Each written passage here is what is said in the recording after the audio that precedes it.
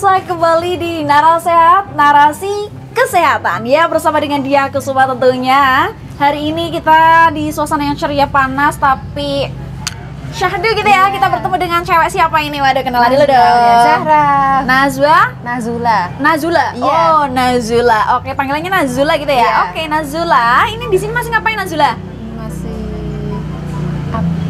Masih ngapain nih di sini? Oh. Jajan-jajan ya? Iya. Jajan-jajan apa aja nih di sini nih?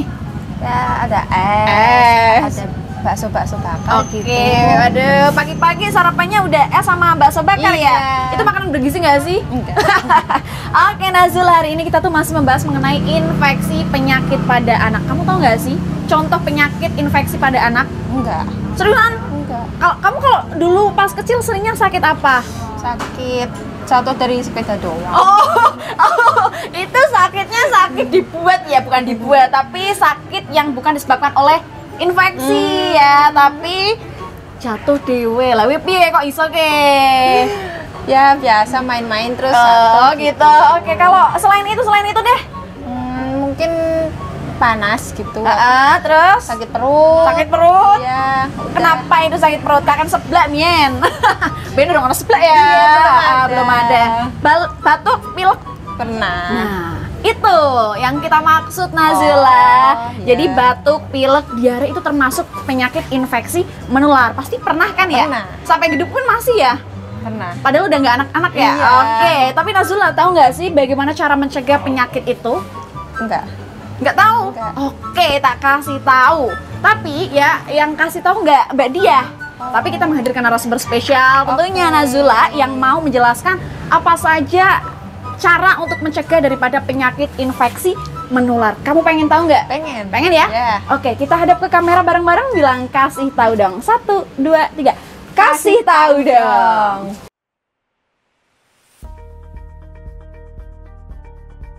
Untuk penyakit infeksi pada anak, itu pengertiannya atau definisinya itu sendiri adalah penyakit yang disebabkan karena infeksi. Nah, untuk infeksi itu adalah masuknya mikroorganisme, itu bisa virus, bakteri, jamur maupun parasit yang masuk ke dalam tubuh anak ya, sehingga menimbulkan respon imunologik ya atau gangguan kesehatan, bisa disertai dengan gejala maupun tidak bergejala.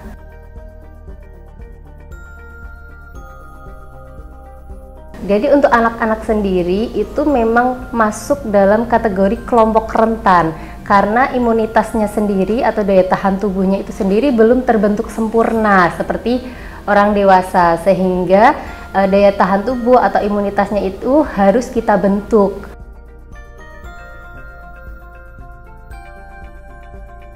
Ya, jadi baik virus, bakteri, parasit maupun jamur itu ada penularannya sendiri-sendiri. Tapi kalau didefinisikan atau dikelompokkan itu ada 4 cara penularan.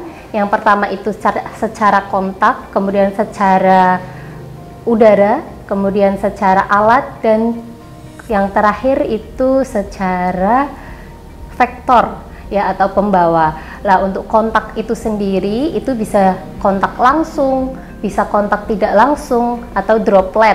Ya, kalau kontak langsung semisal dengan berbicara kayak gitu ya, atau berkontak langsung intinya ya, berkomunikasi ya. Kemudian misal bersentuhan. Kemudian kalau untuk yang tidak langsung, misalnya kemarin waktu COVID-19 ya, itu masuknya juga tidak langsung dan droplet. Nah, kalau itu biasanya kalau tidak langsung itu biasanya dari mungkin tidak sengaja tersentuh atau masuk lewat makanan ya. Kemudian kalau droplet itu juga biasanya dari udara ya. Kemudian udara sendiri ada udara dari debu ya. Kemudian bisa juga karena kulit lepas, biasanya ada luka ya. Nah, di situ ada mungkin ada bakteri yang akan nempel dan itu masuk ya. Nah, kemudian untuk yang alat ini ada sendiri, itu bisa karena darah ya, mungkin dari transfusi darah ya, itu bisa menyebabkan infeksi. Kemudian pertukaran cairan ya, kemudian ada lagi karena makanan atau minuman yang terkontaminasi dengan bakteri maupun virus ini. Kemudian yang terakhir itu vektor. Lah vektor ini biasanya melalui serangga ya. Biasanya seperti demam berdarah atau malaria itu disebabkan dengan cara penularan melalui vektor ya atau serangga ini. Misalnya kita ambil satu contoh saja terkait yang sering terjadi di anak-anak ya, diare ya. Anak-anak ini sendiri kan biasanya perlindungannya masih kurang bisa menjaga diri ya. Nah, kemudian tergantung juga kebiasaan anak-anak, apalagi untuk balita. Misalnya untuk makanan sendiri ya, bisa itu juga terkontaminasi dari entah yang makanan terbuka ya, akhirnya terkontaminasi dengan virus maupun bakteri, kemudian termakan oleh bayi atau balita itu sendiri. Kemudian kebiasaan balita ya, balita ini biasanya mungkin dari lingkungan rumah ya, apalagi balita-balita yang masih aktif-aktifnya ya, atau yang saat ini biasanya dikenal dengan toddler ya, itu masih biasanya kurang bisa menjaga diri, kan mereka belum tahu nih ini kotor, ini baik apa enggaknya. Jadi mungkin waktu merangkak ya, lah itu otomatis kan seringnya tangan ataupun anggota tubuh yang lainnya itu juga terpapar tidak sengaja, ada virus atau bakteri yang nempel. Kemudian mereka juga biasanya sering mohon maaf ngemut jempol ya Bay ya, untuk toddler-toddler itu. Lah itu juga bisa masuk dalam cara penularan bakteri maupun virusnya.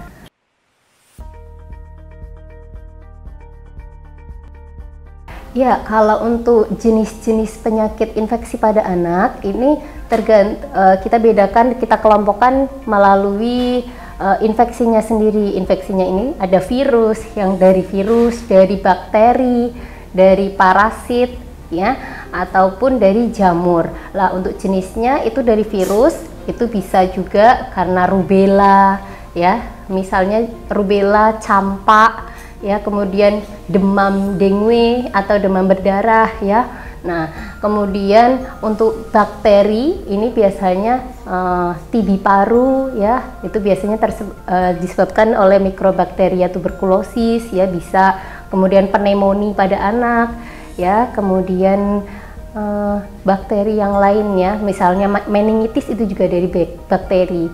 Kemudian kalau jenis yang lain dari parasit itu biasanya dari kecacingan ya. Kemudian kalau dari jamur itu biasanya kulit ya.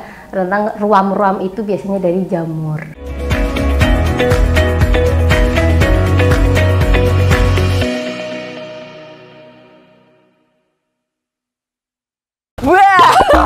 Ya pemirsa, masih di Darah Sehat tentunya bersama dengan dia. Kita bertemu dengan Ibu siapa Bu? Kenalan dulu dong. Halo, saya Ibu Ismanti. Ibu Ismanti. Iswanti. Oh Iswanti. Iya. Kalau cowok Iswanto. Oh, betul.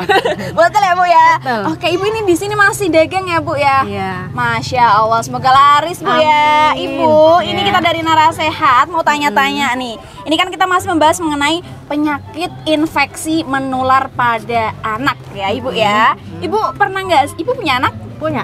Punya. Berapa Ibu? Ya tadi 3. Mm-mm. Ini lagi masih 1. Oh masih 1. Udah SMA. Udah SMA. Yang lainnya udah pada nikah? Belum. Mati. Oh Meninggal. meninggal. Oh berarti 3. 3 meninggal 2. Oh kenapa itu Ibu? Ya sakit lah. Oh sakit apa kalau boleh tahu? Ya biasa demam. Yang 1 lahiran. Oh, meninggal di dalam. innalillah. Berarti tinggal 1 Satu SMA, SMA, Masya kelas 1. Allah. Semoga nanti sehat walafiat, Amin. bisa membahagiakan Ibu gitu ya Amin, Ibu ya. amin. Oke, kalau boleh tahu Ibu, dulu pas Ibu zaman-zamannya punya anak bayi, toddler, masih usia-usia balita gitu, seringnya kena sakit apa Ibu Ya yang sering? biasa panas, pilek, batuk gitu. Nah, betul sekali. Jadi pilek, batuk itu termasuk biasa. penyakit infeksi Ibu pada anak yang menular. Biasanya menularnya lewat apa Bu kalau boleh tahu? Ya lewat udara bisa, makanan bisa. Makanan bisa. Minuman, es terutama. Oke, tahu ya berarti Ibu ya? Oh, Iya tahu. tahu dong. Udah berapa lama Udah. menjadi seorang ibu-ibu? Ya udah berapa tahun ya? Lupa, pokoknya mau 30-an. Oh 30-an. Wah, Masya Allah. Jadi nggak usah diragukan lagi ya, Ibu udah tahu. Tapi kalau cara mencegahnya Ibu tahu nggak sih? Ya tahu lah. Tahu lah. Coba gimana? Ya kebersihan, kebersihan, lalu makan, pola makan dan minuman. Asik. juga jangan lupa imunisasi. Dulu jadwalnya Tetap. gimana Bu? Ya berapa bulan kita ke puskesmas imunisasi anak sampai campak terakhir. Oke, sip berarti Bu ya. Oke, Tapi siap. kalau macam-macam imunisasi Bu sudah tahu belum?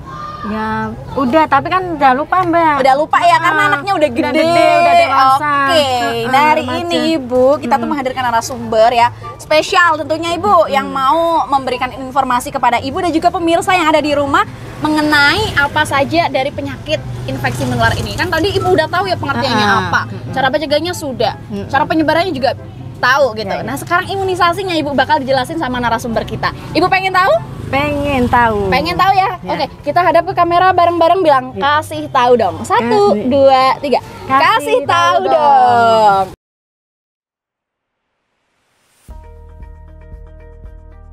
Ya, untuk prinsip pencegahan infeksi pada anak ini itu yang namanya prinsip ya, itu adalah sebuah usaha ya dari kita seorang tenaga kesehatan ya untuk melindungi atau mencegah penyakit infeksi ini secara penularannya agar tidak terlalu lama ya dan juga cepat pulih kayak gitu.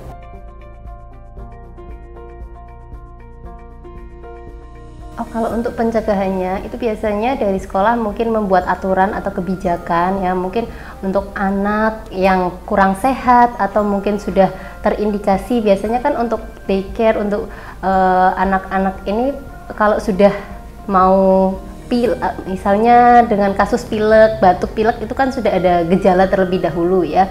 Nah, itu membuat aturan atau kebijakan untuk anak ini yang misalnya sudah terkena atau akan terkena batuk pilek ini untuk tidak berangkat sekolah terlebih dahulu, atau misalnya bisa juga dengan diterapkannya penggunaan masker untuk anak. Lah, tapi kalau menurut saya untuk penggunaan masker ini kebanyakan anak-anak ini agak sulit ya untuk menggunakan masker dengan baik. Jadi mungkin kesadaran dari orang tua juga kalau memang anak masih sakit mungkin tidak diberangkatkan ke sekolah atau ke daycare ini agar tidak menulari teman-temannya ya, atau memperburuk keadaannya sendiri ya. Seharusnya biasanya kan kalau sudah mau sembuh terus tiba-tiba berangkat, ternyata di sekolah juga ada temennya yang masih pilek, ataupun juga mungkin keadaan jalan aksesnya yang bisa mungkin dari angin ya atau dari cuaca. Nah itu yang malah yang tadinya mau sembuh akhirnya malah nggak jadi sembuh, belum jadi sembuh kayak gitu ya. Kalau untuk tujuan pencegahannya sendiri itu untuk melindungi pastinya ya, melindungi baik yang sudah terkena maupun yang belum terkena. Kalau yang sudah terkena itu melindungi dirinya agar tidak menularkan atau tidak memperburuk keadaannya ya. Kemudian kalau untuk yang belum terkena itu agar tidak terkena. Nah, kemudian yang selanjutnya itu untuk mengurangi infeksinya sendiri.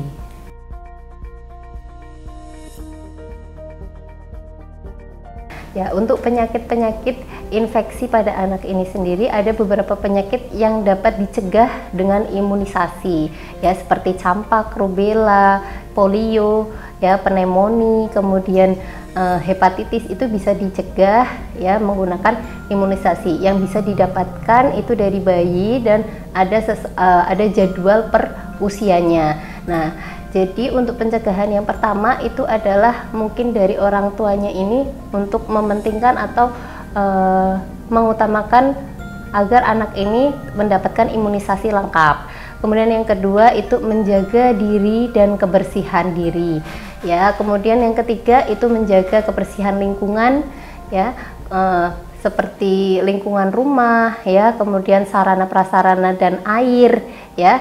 Kemudian untuk menerapkan pola hidup sehat. Ya, mungkin bisa dari pola makannya, pola tidur anak, itu juga bisa mempengaruhi kesehatan anak. Kita ambil salah satu kasus aja gitu ya. Misalnya nih ada penyakit yang bisa kita cegah dengan imunisasi. Seperti kemarin itu, tahun lalu itu masih menjadi gempar ya. Di Indonesia itu akhirnya ada yang terkena polio lagi ya, padahal dulu itu kita sudah bebas polio. Ternyata tahun kemarin ada yang terkena polio lah. Ini mungkin untuk dampaknya akhirnya walaupun hanya satu yang terkena polio itu bisa menularkan ke anak-anak yang lain.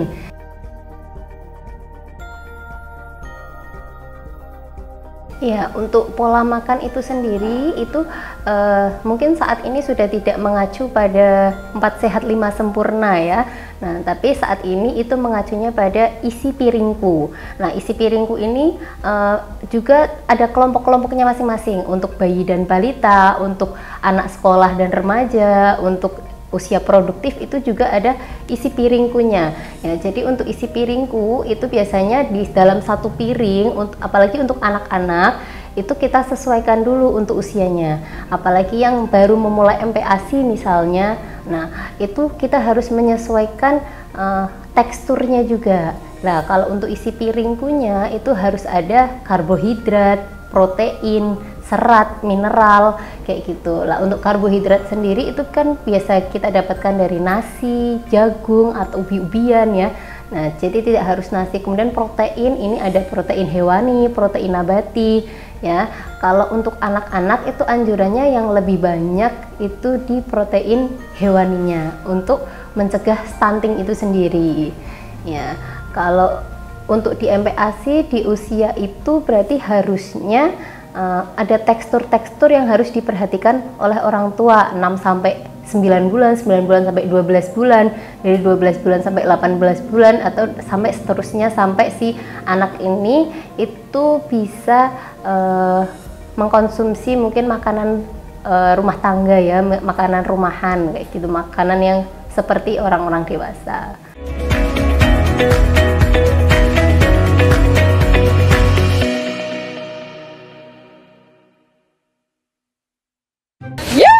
Masih di Nara Sehat bareng Dia Kusuma tentunya ya. Kita bertemu dengan bocil-bocil, bukan bocil lagi.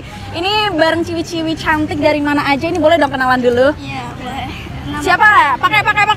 Nama aku Nafisa. Panggilannya Nafisa? Iya. Oke, sebelahnya?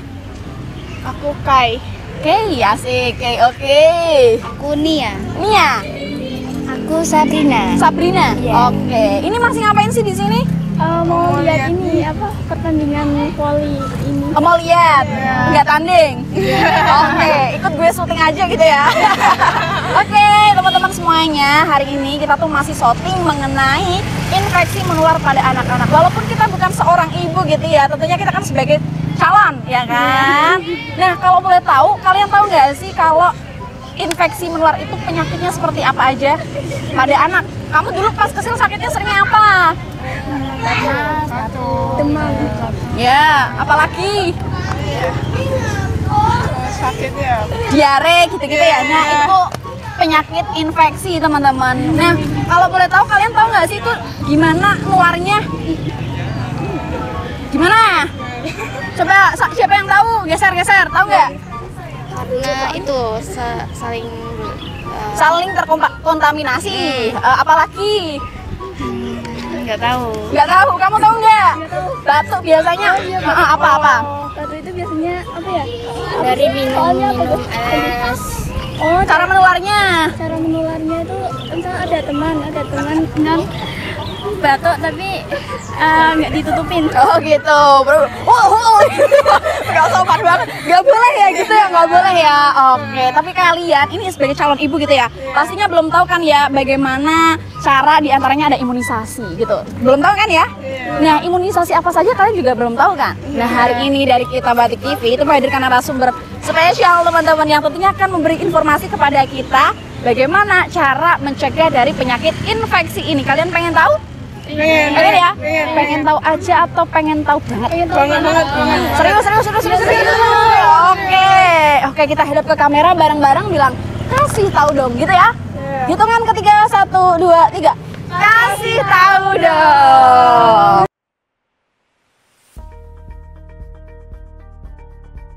Ya, untuk peran orang tua sendiri, saya pribadi pun masih belajar ya menjadi orang tua. Ya, tapi mungkin ini ada beberapa sedikit tips ya sebagai orang tua dalam mencegah, dalam upaya pencegahan penyakit infeksi pada anak ini itu sebenarnya ada dua. ya.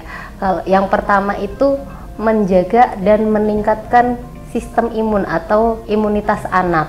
Kemudian yang kedua itu menghindarkan anak dari sumber penyakitnya dan menjaga lingkungannya, kayak gitu. Nah, kemudian untuk tips-tipsnya atau gaya mungkin ya, gaya hidup sehatnya agar bisa diterapkan di anak, itu yang pertama itu orang tua harus memenuhi kebutuhan nutrisi anak. Ya, seperti yang tadi dijelaskan itu tentang isi piringku ya. Kemudian orang tua juga harus kreatif, berinovatif ya terkait dengan menu makanan ini ya, karena biasanya anak-anak ini banyak sekali yang GTM ya, atau gerakan tutup mulut ya, yang susah banget dan membuat stres orang tua ya. Nah, jadi dari orang tua ini sendiri harus benar-benar kreatif dan inovatif dalam mengelola makanan agar kebutuhan nutrisi anak tercukupi. Kemudian yang kedua itu mengajarkan anak dengan pola hidup sehat ya. Misalnya pola hidup sehat ini itu dengan seperti tadi mengkonsumsi, kemudian cuci tangan pakai sabun ya, dan waktu-waktu tertentu ya, mungkin di waktu mau makan, kemudian setelah BAB maupun BAK, dan kemudian setelah memegang benda. Kemudian mengajarkan tentang sikat gigi dan mandi yang baik ya, yang benar gimana.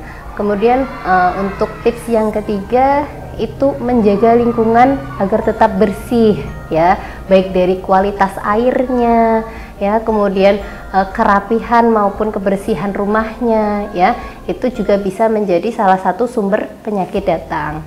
Kemudian yang selanjutnya itu mengajak anak untuk beraktivitas fisik ya, atau ajak anak olahraga, mungkin setiap minggu pagi diajak jalan-jalan bersama, jalan sehat ya, sambil ke Care Free Day bisa ya.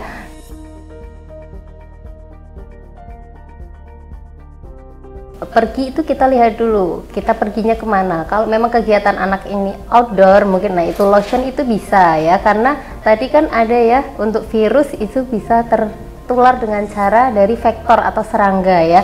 Nah itu berarti bisa kita pencegahannya menggunakan lotion anti nyamuk khusus untuk anak ya ketika kegiatan outdoor ya. Kemudian juga sunscreen ini juga perlu ya untuk kesehatan kulit anak juga ya, apalagi untuk kulit anak ini kan biasanya masih tipis ya, belum setebal kita ya.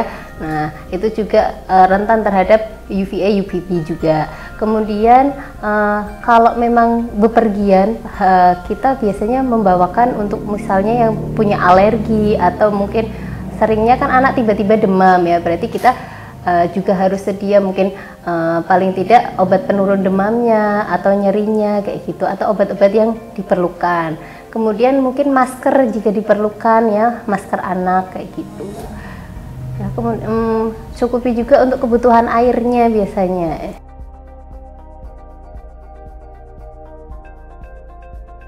Ya, untuk imunisasi pada anak ya, atau penyakit-penyakit ya, infeksi yang bisa dicegah melalui imunisasi, itu sebenarnya sudah banyak yang tercantum di buku KIA ibu-ibu masing-masing ya. Biasanya sebagai ibu seringnya kita juga nggak bosan-bosan untuk lihat buku KIA ya, oh bulan ini kita jadwalnya apa lah.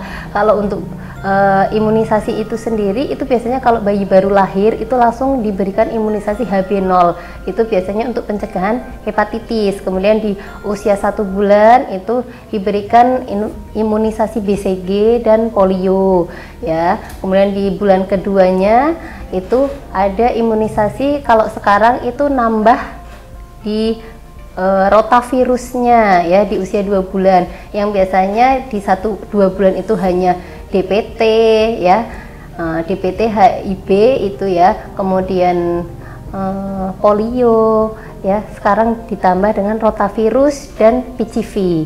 Nah kemudian di usia 3 bulan itu juga sama, tapi tidak dengan rotavirusnya. Nah kemudian kita dilanjutkan di usia 4 bulan, kemudian dilanjutkan lagi di usia 9 bulan, nanti ada imunisasi campak. Nah kemudian ada di usia 18 bulan untuk imunisasi campak lanjutan ya. Nah kemudian lagi oh ya tadi terlewat, di usia 12 bulan itu nanti juga ada dosis ketiga dari imunisasi PCV. Kemudian nanti di kelas 1 SD usia 5 sampai 7 tahun itu nanti dapat imunisasi juga ya untuk imunisasi difteri dan pertusis tetanus ya. Kemudian nanti juga di usia 9 tahun ya, atau di lebih dari 11 tahun di kelas 5 SD dan 6 SD itu mendapat imunisasi HPV, di SMP juga mendapat imunisasi HPV juga.